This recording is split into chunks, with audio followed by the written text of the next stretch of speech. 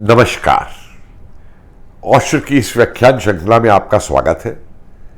और आज मुझे आपसे कहते हुए ये प्रसन्नता हो रही है कि ये हमारा 50वां वीडियो लेक्चर है हमारे युवाओं के लिए, हमारे विद्यार्थियों के लिए और हमारे जो भी लोग नया इतिहास जानने में अपनी इच्छा रखते हैं। और आज मैं एक ऐसा विषय इसमें ले रहा हूं जो विषय हमारे लिए बहुत महत्वपूर्ण है। भाषा, शब्दों का इस्तेमाल, किसी भी चीज की व्याख्या करने के लिए इनकी बहुत महत्ता होती है। लेकिन किस तरीके से जो हमारे हिंदी के शब्द थे या जो हमारे भारतीय भाषाओं के शब्द थे, उनको अंग्रेजों ने किस प्रकार अपने जो अंग्रेजी के शब्द थे उनसे मिला करके, जिनका के मतलब बिल्कुल अलग बैठता है, जिनका मतलब हमारी संस्कृति से, हमारी भाषा से और जो हम कहना चाह रहे हैं उससे कोई नहीं है, लेकिन उन शब्दों को हम पे थोपा। और अफसोस की बात यह है कि सन 47 के बाद से लेकर और आज तक भी हम बिना सोचे समझे उन टर्म्स का, उन शब्दों का इस्तेमाल करते हैं। आपने देखा होगा पीछे एक काफी इस बात के ऊपर हलचल हुई कि भगत सिंह को टेररिस्ट कहा गया, और 47 के बाद की हमारी किताबों में भी जो क्रांतिकारी आंदोलन था उसको टेररिस्ट मूवमेंट कह के बुलाया गया, जबकि वो कायदे से रेवोल्यूशनरी मूवमेंट था, क्रांतिकारी मूवमेंट था। और अंग्रेज उसे टेररिस्ट मूवमेंट अगर सन 47 तक कहते थे तो हमें उसको बदल करके उन्हें रेवोल्यूशनरी मूवमेंट बताना चाहिए था। कुछ इतिहासकारों ने उसको रेवोल्यूशनरी टेररिज्म मूवमेंट बता दिया, और हम आज तक उसको नहीं बदल पाए। और एक और अफसोस होता है कि कई इतिहासकार हमारे आज भी उसको जस्टिफाई करते हैं कि टेररिज्म शब्द ठीक था। अरे भाई, उन लोगों ने साफ कहा, भगत सिंह वगैरह ने, कि हम जन्मजात टेररिस्ट नहीं है, हम वायलेंस में विश्वास नहीं रखते हैं, लेकिन जिस तरीके से अंग्रेज हमारे पे हमला कर रहे हैं, हमारा शोषण कर रहे हैं, भारत को लूट रहे हैं, मार रहे हैं, उनका जवाब देने के लिए हमने शस्त्र उठाए हैं। तो वो एक शस्त्र की युद्ध नीति थी, ना कि एक आतंकी तरीका।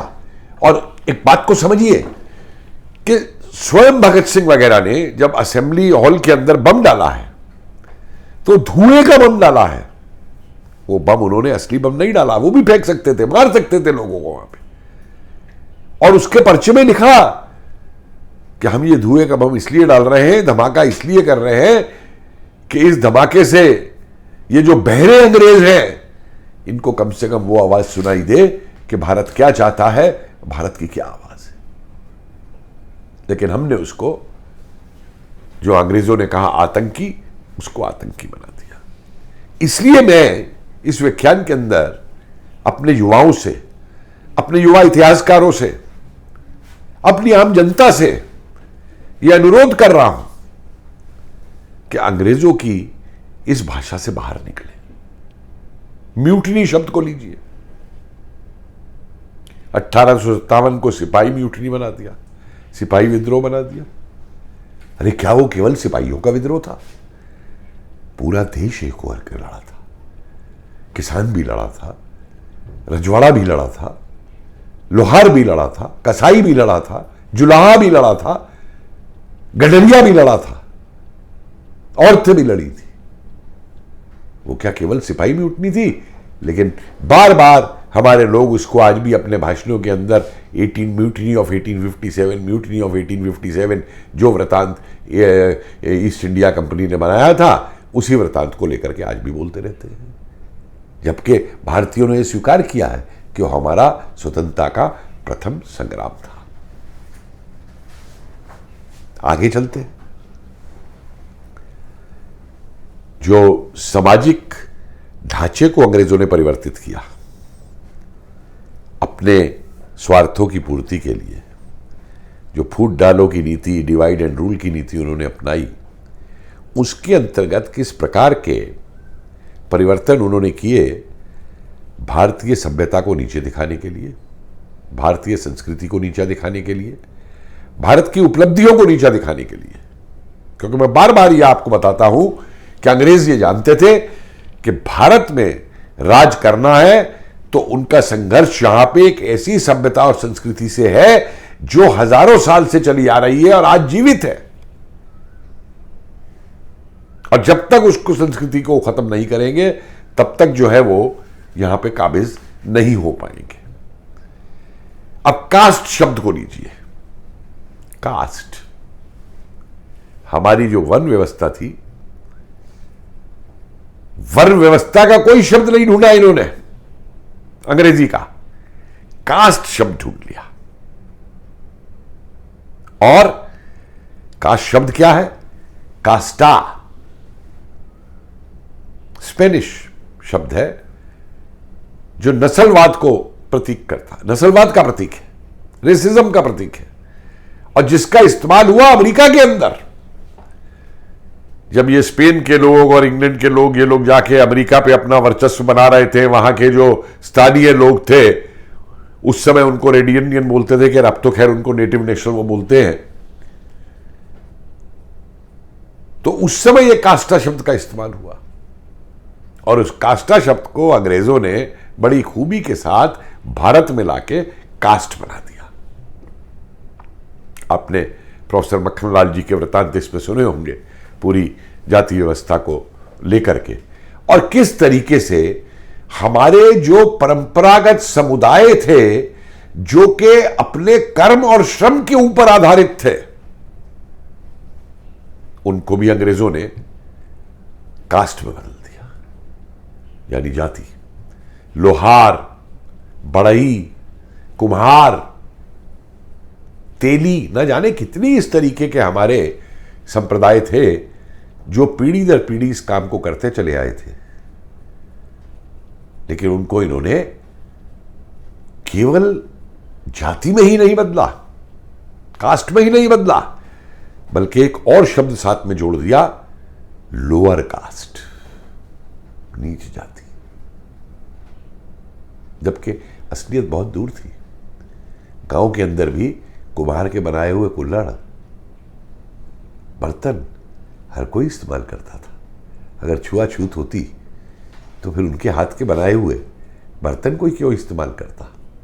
तेली जो तेल निकालता था उस तेल का भी हर कोई इस्तेमाल करता था। छुआछूत होती तो तेली के हाथ का बना हुआ तेल को क्यों इस्तेमाल करता?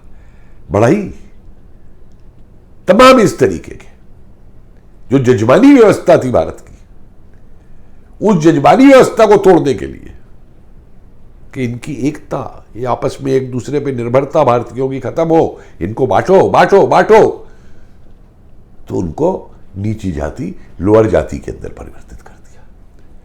इसलिए मेरा साथियों कहना है कि जब भी ये कास्ट के ऊपर, और हमारे जो बुद्धिजीवी थे उन्होंने लपक के पकड़ दिया इस शब्द को। मैंने भी गलती की है।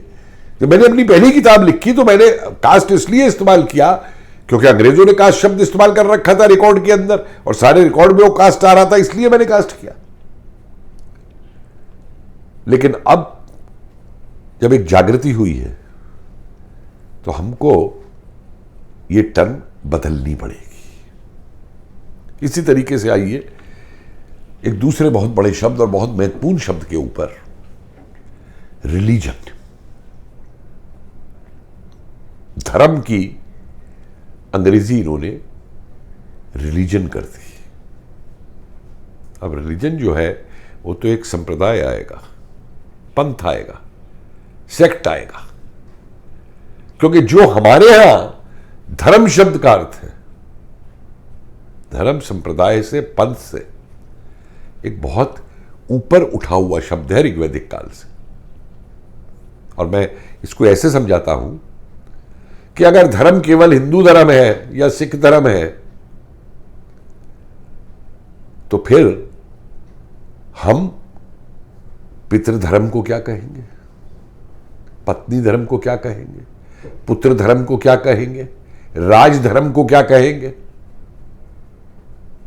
कि अपने कर्म के हिसाब से जो हमारा वर्गीकरण था वर्ण व्यवस्था में, उस कर्म के हिसाब से एक धर्म भी था कि हम अपने उस कर्म को एक सच्चाई के साथ करें, कुछ सिद्धांतों के साथ करें कि अगर पितृधर्म है तो पितृधर्म का मतलब यह है कि पिता का यह धर्म है कि वो अपनी संतान, अपने परिवार, उनका ख्याल रखे।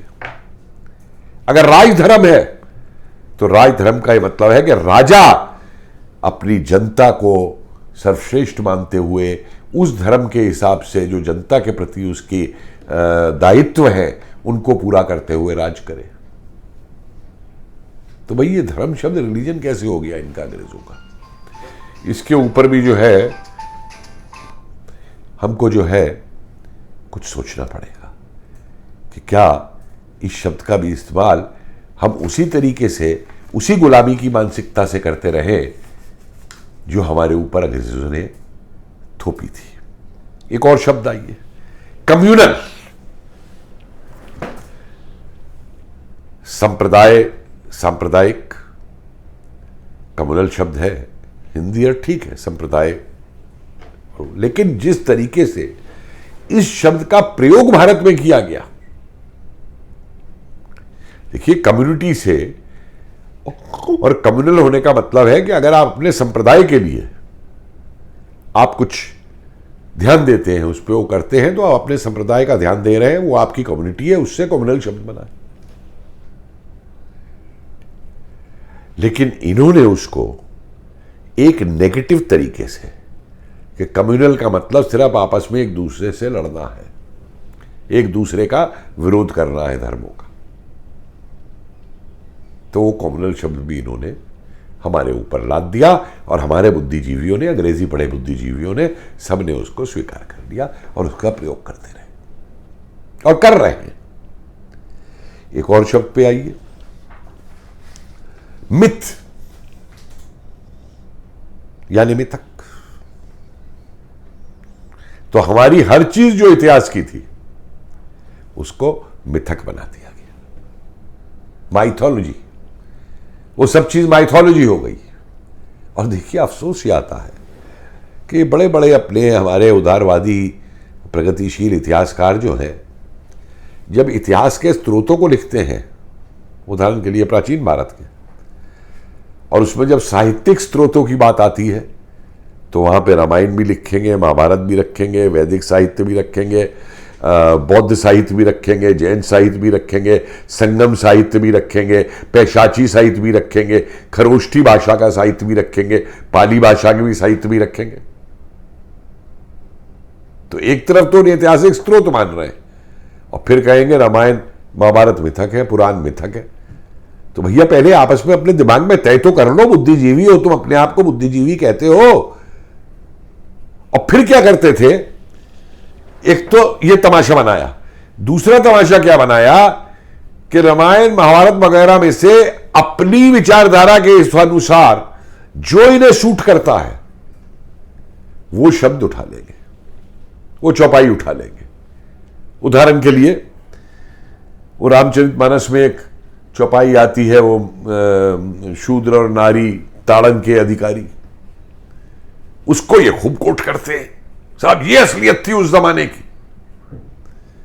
लेकिन ये भूल जाते हैं कि उसी रामायण के अंदर एक शबरी भी है जिसके हाथ से श्री राम बेर खा रहे हैं, वो इनको याद नहीं आता। महाभारत में उठा लेंगे कि द्रौपदी को दांव पे लगाया गया, और ये भूल जाएंगे कि द्रौपदी ने जो जवाब दिया उसके ऊपर, जो द्रौपदी का संवाद है, कितना महत्वपूर्ण संवाद है स्त्रियों की अधिकार की दृष्टि से, कि जब ये खुद ही हार गया था तो ये मुझे दांव पे लगा कैसे सकता था। कितना बड़ा लीगल आर्गुमेंट है ये, उसको नहीं कोट किया जाएगा। द्वारका मिथक है, सरस्वती मिथक है। अब द्वारका पे जब तमाम द्वारका खुदाई में निकाल दी गई तो इनके मुंह बंद हो गए, और रोना आता है इस बात पे कि ये प्रगतिशील इतिहासकार, आपको मैं उदाहरण देता हूं एक, जिस समय ये द्वारका की खुदाई डॉक्टर राव ने शुरू की समुद्र के अंदर नीचे, तो इन्होंने हल्ला मचा दिया अखबारों के अंदर कि साहब ये तो मिथक है और सरकारी पैसा वेस्ट किया जा रहा है। और यही लोग एक तो चुप कर गए जब उसके रिजल्ट आए, और यही लोग, आपको याद होगा कि 2000 मेरे ख्याल 13 की बात है, या शुरू के 14 की या 13 की, कि हमारे देश के उस समय के प्रधानमंत्री ने एक बाबा के सपने के ऊपर उत्तर प्रदेश में खुदाई शुरू करवा दी कि यहां पे खजाना गड़ा हुआ। जियोलॉजिकल सर्वे को भी बुला लिया, आर्कियोलॉजिकल सर्वे को भी बुला लिया, एक सपने के ऊपर। उस समय इन इतिहासकारों की जबान नहीं खुली। इसलिए बार बार यह कहता हूं मैं कि ये विचारधाराओं पे जो तोड़ मरोड़ के इतिहास लिखा जाता है, जो शब्दों का इस्तेमाल किया जाता है, आजाद भारत को, स्वतंत्र भारत को, इस पे सोचने की जरूरत है। इसी तरीके से ट्रेटर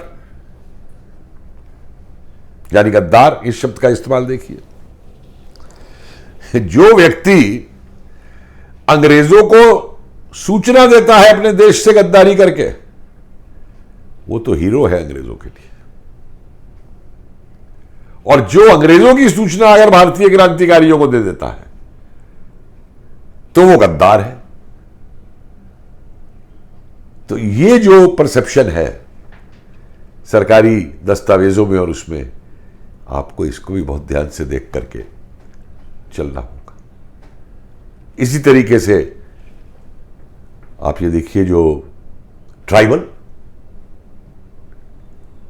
हमारे यहां आदिवासी शब्द आता है, लेकिन उसके साथ साथ आदिवासी के साथ साथ मुंडा भी आता है, अपना संथल भी आता है, भील भी आता है, हर तरीके से आता है। और ये उनको बैकवर्ड बता देते हैं। हमारे लोगों ने उन्हें जंगली नहीं कहा कभी, आदिवासी कहा, वनवासी कहा, कि ये वन के रहने वाले हैं। उनको भी सम्मान के साथ देखा गया, इनकी तरह नहीं जो अफ्रीका में भी लोगों को पागान बोलते थे अपनी श्वेत नस्लवाद के ऊपर। हर कोई इनके लिए नीचे वाला था। आपको मालूम है कि भारतीय, जो इन्होंने भारतीयों की ब्रिटिश इंडियन आर्मी बना रखी थी, सेना, उसमें भी जो अंग्रेजी अफसरों की मैस है वो अलग हुआ करती थी। उनके लिए कानून अलग हुआ करते थे, उनकी तनख्वाह अलग हुआ करती थी। ये जो नस्ल भेद करते थे, उस नस्ल भेद का कोई वो नहीं है। और भारतीय वर्ण व्यवस्था को इन्होंने जातिवाद और कास्ट बना करके भारतीयों को विभाजित करने का तरीका कर दिया। और आज भी विश्व में ये क्या कर रहे हैं? वही अपनी यूरोप की सर्वोच्चता, अमेरिका की सर्वोच्चता, और सबको नीचा दिखाओ। तो इसलिए साथियों, मेरा ये मानना है कि जिन चीजों को अंग्रेज कल्पना मात्र कह के हमारे इतिहास को डाल देते थे, एक बड़ा और इंटरेस्टिंग आपको उदाहरण देके खत्म करता हूं। आज इन अंग्रेजों की यूनिवर्सिटियों ने, कैम्ब्रिज, ऑक्सफोर्ड, बड़ी बड़ी फ्रांस में, हिस्ट्री ऑफ आइडियाज पे इन्होंने एक पूरा सब्जेक्ट बना रखा है, विचारों का इतिहास। बहुत अच्छी बात है, क्योंकि विचारों के साथ ही मानव सभ्यता ऊपर बढ़ती है। जब मानव सोचता है, फिर उसके ऊपर एक्सपेरिमेंट करता है, आगे बढ़ता है। तो भाई, कम से कम अगर हमें ये श्रेय नहीं देते कि प्राचीन भारत में टेलीविजन था या हवाई जहाज था, चलिए नहीं था, मान लिया आपकी बात मैंने, लेकिन इस बात का तो श्रेय दे दीजिए कि ये विचार के टेलीविजन था। ये वहां से आता है जब संध्या धृतराष्ट्र को आंखों देखा हाल सुना रहा है महाभारत में बैठा। पुष्पक विमान आपको विमान की धारणा देता है।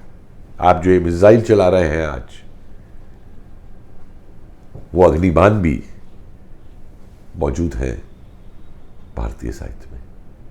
इसलिए हर चीज को मिथक बताना हर चीज को झूठा बताना तब तक सही नहीं है।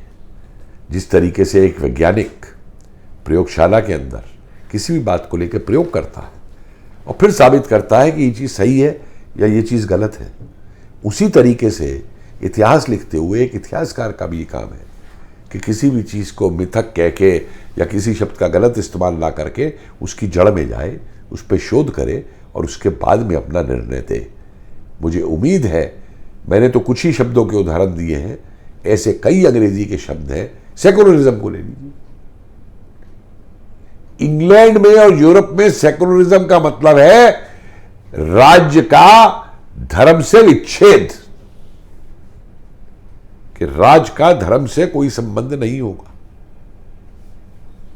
और इस शब्द के बनने का कारण था क्योंकि पोप जो है वहां पे हर राज्य के अंदर अपना वो दखल रखता था। उससे तंग आकर के लोगों ने जो है सेकुलरिज्म की बात की। लेकिन हमारे यहां क्या इन्होंने बना दिया सेकुलरिज्म का शब्द? क्या एक अंग्रेजी के शब्द के दो मतलब हो सकते हैं? हमारा यह हो गया धर्म को टॉलरेट करो, धर्म को सपोर्ट करो। क्या यह मतलब है सेकुलरिज्म का? अरे भाई, हम लोगों ने तो सर्वधर्म संभव की बात वैदिक काल से की है और ये हमें अपना सेकुलरिज्म गलत शब्द के साथ गलत इस्तेमाल करके गलत उसका अर्थ देकर के हमको यहां पे लड़ाने के लिए इसका इस्तेमाल कर रहे हैं और हमारे बुद्धिजीवी इसका हिस्सा बन रहे हैं। वासुदेव कुटुंबकम किसने दिया था? अंग्रेजों ने दिया था। अरे इनकी सभ्यताएं तो पैदा भी नहीं थी उस समय जिस समय ये शब्द दिए गए थे, जिस समय ये सिद्धांत आए थे। क्या विचार थे आज से इतने हजारों साल पहले भारतीयों के। ये सभ्यताएं तो आज भी उन विचारों के नजदीक तक नहीं है। नमस्कार।